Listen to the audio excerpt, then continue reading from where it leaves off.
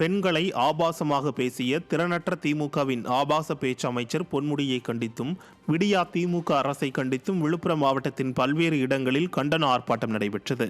விழுப்புரம் மாவட்டத்தில் உள்ள 22 ஒன்றியங்கள், 5 நகராட்சி, 6 பேரூராட்சிகள் உள்ளிட்ட அனைத்து பகுதிகளிலும் அதிமுக மகளிர் அணி சார்பில் கண்டன ஆர்ப்பாட்டங்கள் நடைபெற்றன.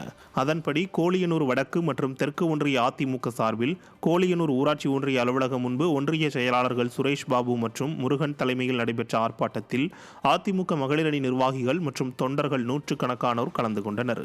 அப்போது ஆபாச பேச்சு அமைச்சர் பொன்முடியை கண்டித்தும் விடியா திமுக அரசை கண்டித்தும் முழக்கங்கள் எழுப்பப்பட்டன. விழுப்புரம் மாவட்டம் திண்டிவனம் நகர மகளிர் அணி சார்பில் சட்டமன்ற உறுப்பினர் அர்ஜுனன் தலைமையில் மாபெரும் கண்டன ஆர்ப்பாட்டம் திண்டிவனத்தில் நடைபெற்றது. இதில் 200க்கும் மேற்பட்டோர் கலந்து கொண்டு ஆபாச பேச்சு அமைச்சர் பொன்முடியை கண்டித்து முழக்கங்களை எழுப்பினர்.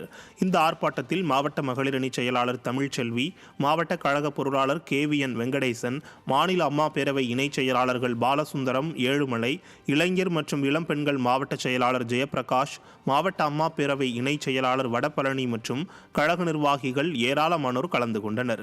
விழுப்புரம் மாவட்டம் செஞ்சி திருவண்ணாமலை சாலையில் அதிமுக மகளிர் அணி சார்பில் மாபெரும் கண்டன ஆர்ப்பாட்டம் நடைபெற்றது. மாவட்ட MGR இளைஞரணி செயலாளர் VR பிருத்திவிராஜ் தலைமையிலும் மாவட்ட மகளிர் அணி தலைவர் மல்லிகா முன்னிலையிலும் நடைபெற்ற ஆர்ப்பாட்டத்தில் தலைமை கழக பேச்சாளர் காவேரி கலந்து கொண்டு உரையாற்றினார். இதில் கழக நிர்வாகிகள், தொண்டர்கள் ஏராளமானோர் கலந்து கொண்டனர்.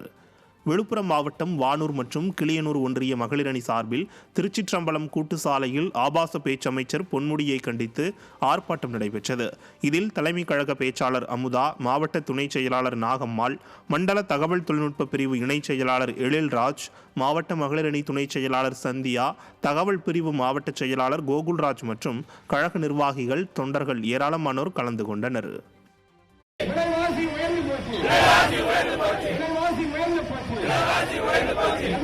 என்னாச்சு